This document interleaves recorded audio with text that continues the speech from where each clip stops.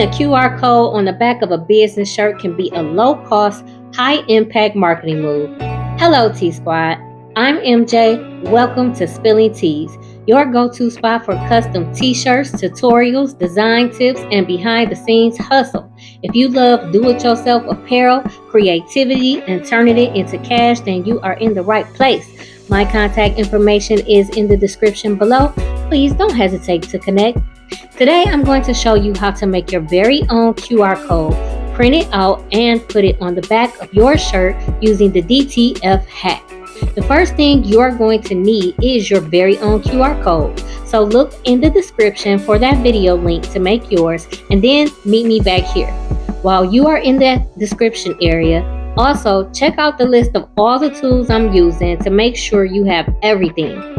After you design all the designs you want to add on your shirt, along with your QR code, like your logos, wording, etc., you are ready to begin. If you are a customer and would like this made for you, you know how to reach me, www.spillingteas313.com, or simply send me an email to get your order started.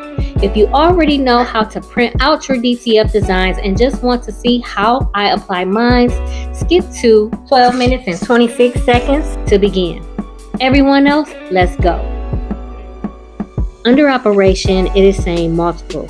So in order to get all of the images in my design to print together along with the words, I will need to flatten them to make it a print then cut image.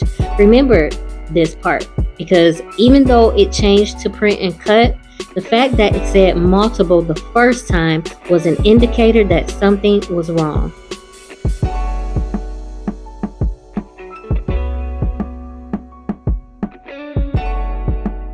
After I print out the front design, I head over to place it in the pan to sprinkle the DTF powder over it. I ended up making some extra designs to see how small of a print it would print correctly, so I found an inside wash instruction tag in Design Space to press on the inside of the shirt. Next, I printed out the back design, and I realized that two of my images did not print with the words. So I went back in Design Space to print only those two items, which was the pointing finger and the words follow and subscribe. After coating the film with the DTF powder, I proceed to cure the films on top of my Easy Press for 3 minutes at 320 degrees each. Before pressing them on a shirt, I go back into Cricut Design Space to print out the pointing finger and the words. I had to make sure I switched them to print and cut first. And what do you know, once again, it only printed out the finger and QR code, which would require me to use another DTF sheet to print out follow and subscribe. I proceeded to apply the Ghidorah DTF powder onto the second film. Then I placed it on top of my Cricut Easy Press to cure it for 3 minutes at 320 degrees.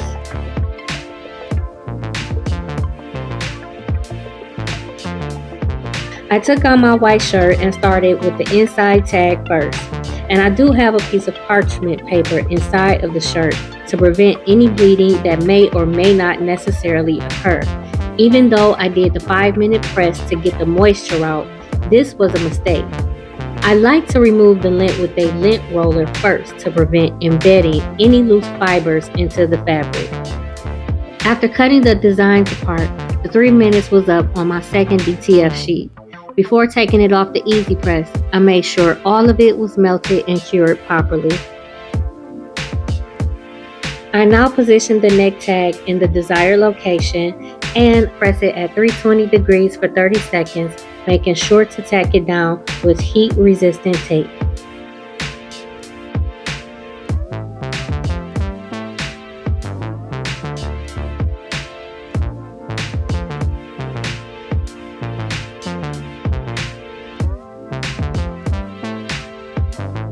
I love the fact that the design is nice and readable. I'll allow it to cool and hopefully the print stays dark after the second sealer press.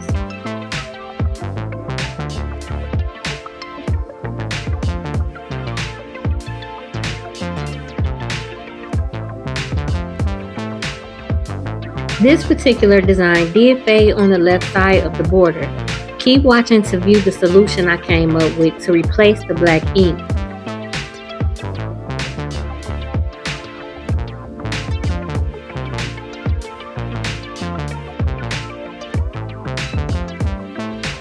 Other than that, I am loving how it printed out the rest of the colors. Now I'll flip it over and proceed to apply the design to the back of the shirt using the same method I used for the front.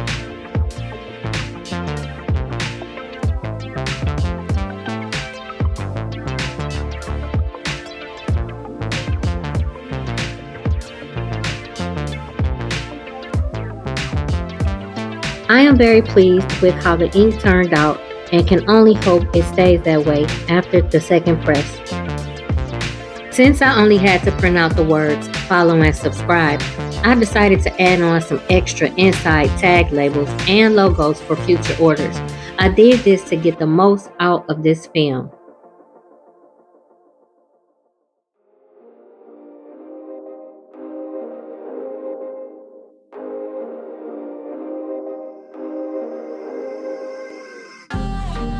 To give you a better understanding of the powder and the curing process, let me explain. The heat-activated powder forms a durable adhesive layer over the ink, which allows the entire design to be transferred to the final material with the heat press. The gelling of the powder is essentially a chemical process where the polyurethane and polyester resins in the powder melt and bond to the ink. This creates a strong, flexible bond that will adhere to the fabric and ensure the print is long-lasting, vibrant, and resistant to cracking. If you haven't already, make sure you check out the video I did testing the DTF method out for the first time. There, I tested this process on a white and black shirt and showed how much I stretched the shirt and how the ink stayed intact very well, along with a wash test. I'm cutting out this logo first because I want to test pressing this one onto a shirt without the curing process. The result of this is in the DTF Hack video as well.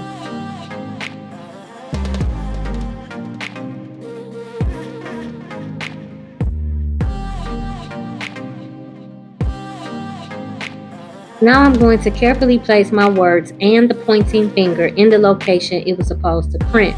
I meant to add earlier, before printing it onto your film, make it a good practice to make sure each individual piece that you create separately before merging together is a print then cut image before attaching them to prevent going back and having to reprint like I did.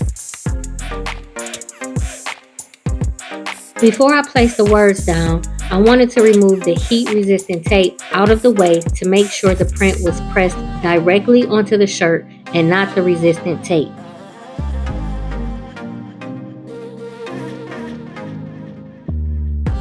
I grabbed the first thing I saw with a straight edge to line up the words with the bottom of the QR code before I tacked them down with the heat-resistant tape.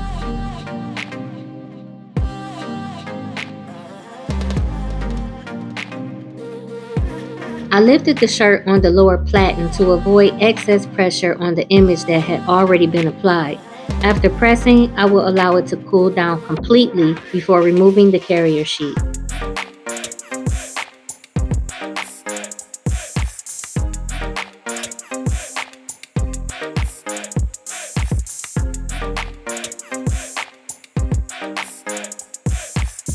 After pressing the label on, I noticed I did not put any parchment paper in between the shirt. Luckily for me, it did not bleed through. But I always like to say, better safe than sorry. So make sure you use parchment paper inside of your shirt.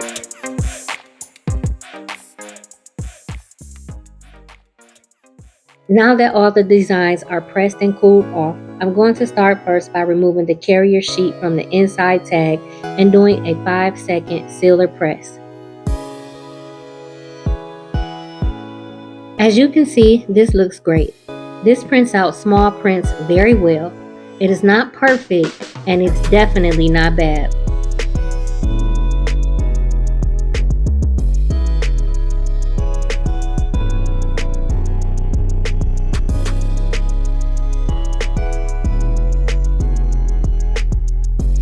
I apologize in advance for the camera angle, but now I'm putting another piece of parchment paper inside the shirt to prepare for what I need to do to the left side of the border.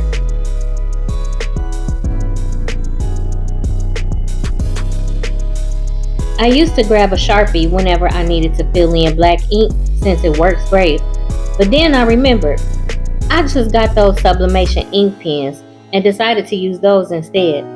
So I grabbed the first thing with a straight edge, my t-shirt ruler, to fill in the areas that needed to be darkened.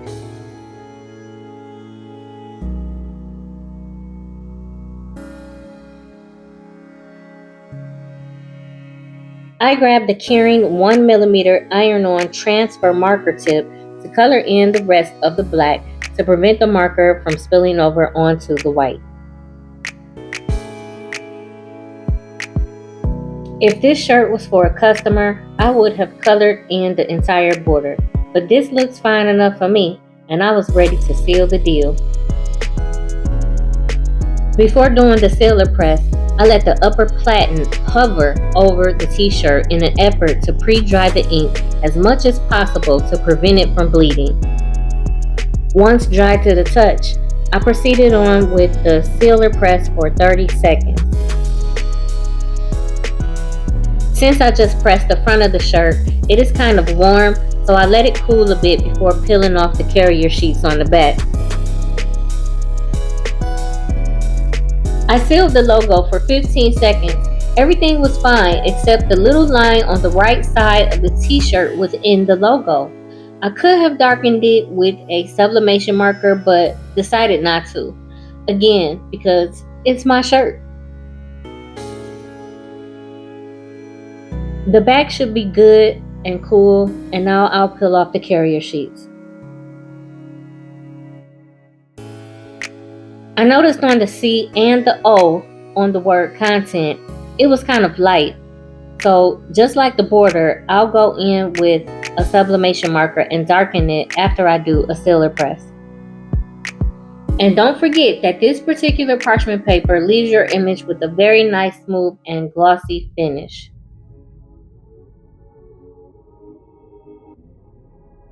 In my opinion, this DTF hack does quite well on white shirts.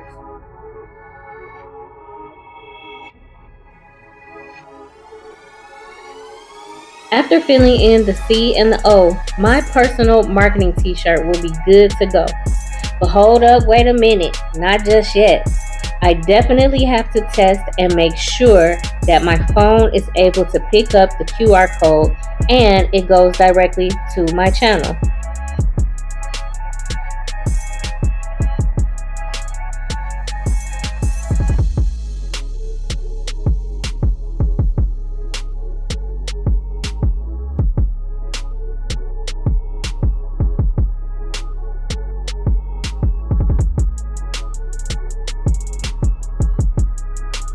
I'm so happy. Everything looks good to go here. Now you are a walking billboard to your channel, your website, your landing page, or wherever you want to send your new customers. This turns every outing into free advertising. Your customers get instant connection. No sending emails, paying for ads, or passing out flyers. This strategy is great for events and networking. Did you know you can even track your engagement? Yes. If you use a trackable QR code like through Bitly, Canva, or QR Code Monkey, you can see how many people scanned it, when, and even where. That data tells you if your shirt is actually bringing in new leads or customers. It will definitely spark curiosity. A bold QR code on a shirt naturally makes people wonder, where does that go? That curiosity often leads to scans, especially if you pair it with short, catchy text above or below it. Last but not least, it encourages social shares. If the QR code leads to a fun landing page, contest, or exclusive discount, people may share it with friends. That turns one curious person into multiple potential customers. Well, T-Squad, that brings me to the end of this video. I really hope you found value in it as well as enjoyed it. If you made it this far into the segment, you already know what to do. Give this video a like, and if you're new, make sure you hit that notification bell after you subscribe for more fun and easy business tips. Stay cool, calm, and creative. Much love.